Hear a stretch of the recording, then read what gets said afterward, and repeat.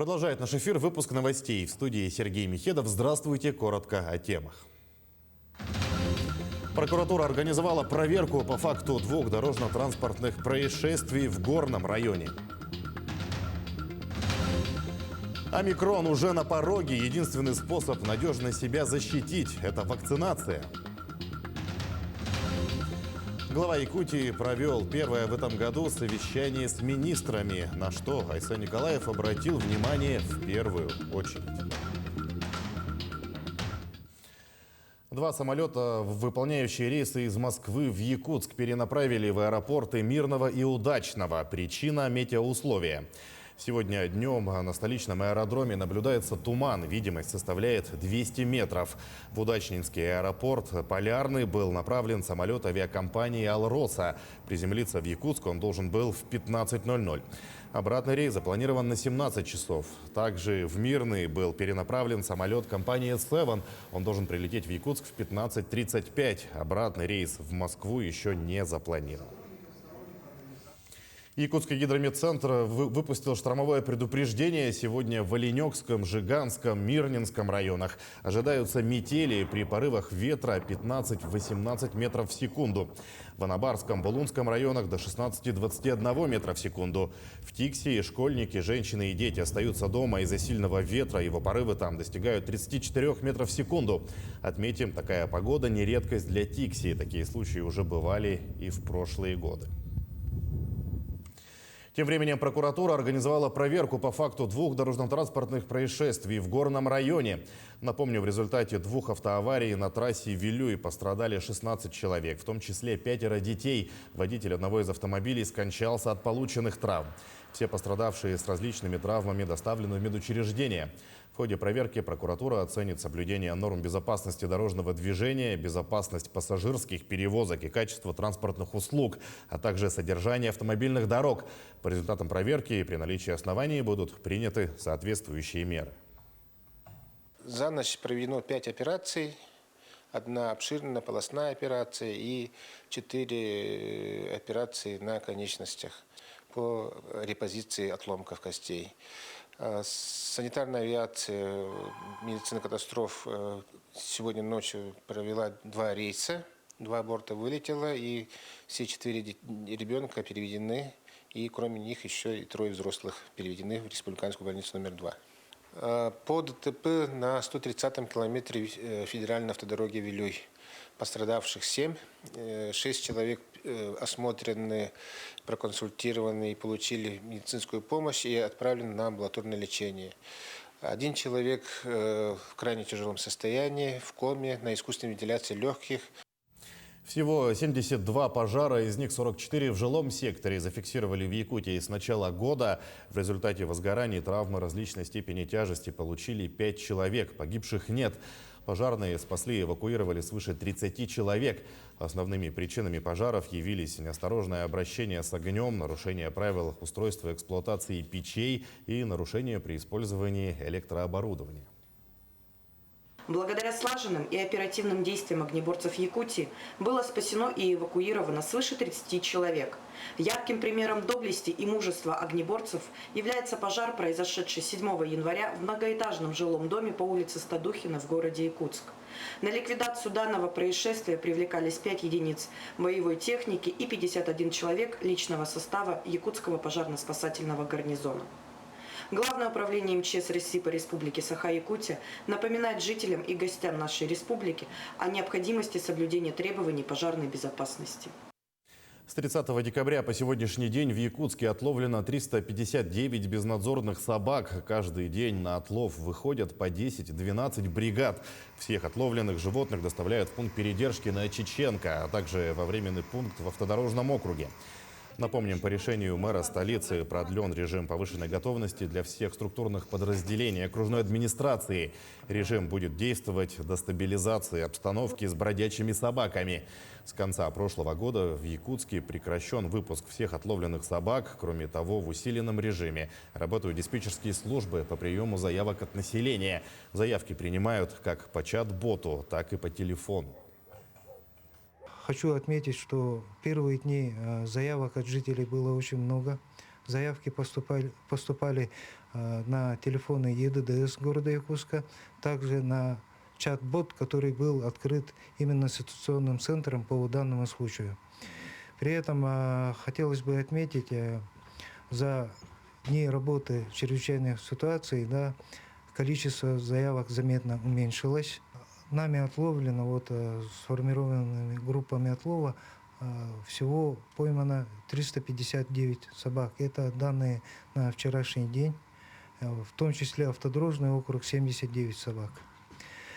При этом работа продолжается, группы отлова формируются ежедневно, и они продолжат работу.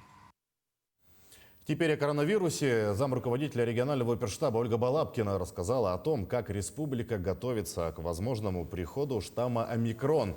Приняты все меры, скорость его распространения более высокая, чем у дельта-штамма. Принимаются превентивные меры, чтобы система здравоохранения выдержала, сказала Балабкина на брифинге.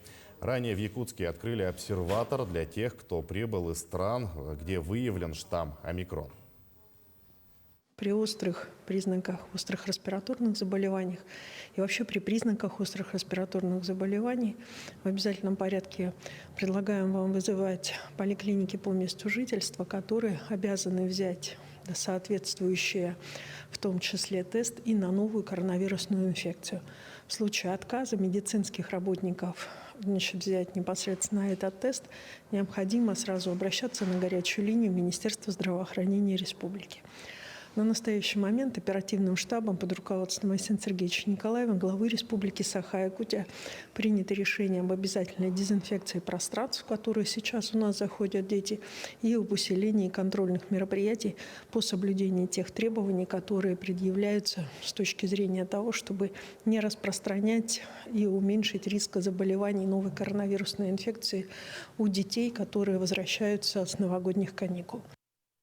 Между тем, омикрон уже на пороге. Подъем заболеваемости коронавирусом прогнозируют в феврале. Единственный способ надежно себя защитить – это вакцинация. Как работают прививочные пункты и какие препараты есть в наличии в республике, расскажет Мадина Халикова. Вирус стал заразнее и распространяется быстрее. Третий год мир живет в условиях пандемии коронавируса. И формы инфекции постоянно мутируют. Не успели люди оправиться от тяжелой дельты, как ей на смену пришел более контагиозный омикрон. И пока в Якутии его еще нет, но после длинных выходных вероятность завоза не только из-за границы, но и регионов очень высока. Специалистами в ближайшее время прогнозируется рост заболеваемости, вызванной новым штаммом омикрон. Этот штамм будет характеризоваться преимущественным поражением иммунной системы, очень высокой заразностью и способностью к быстрому распространению, что, конечно, может вызвать перегрузку системы здравоохранения. После осенней волны заболеваемости сейчас идет значительный спад, и тому причина – высокие темпы вакцинации. Жители республики даже в новогодние праздники проявляли ответственность и приходили в прививочные кабинеты, которые не прекращали работу.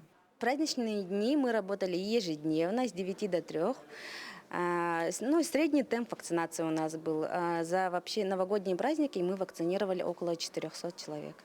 На данный момент все вакцины у нас в наличии. Гамковид-Вак, Спутник Лайт, Эпивак Корона и Ковивак. Призываю население вакцинироваться, так как идет очень опасный штамм ковида. Это получается омикрон штамм. Да? После вакцинации, конечно, защита будет намного лучше. Нельзя забывать и о ревакцинации. Проводить ее нужно спустя 6 месяцев после получения прививки, либо перенесенного заболевания. Кроме того, уже есть случаи одновременного заражения коронавирусом и гриппом, что характеризуется резким подъемом температуры и потерей вкуса и запахов. Это обычная практика уже.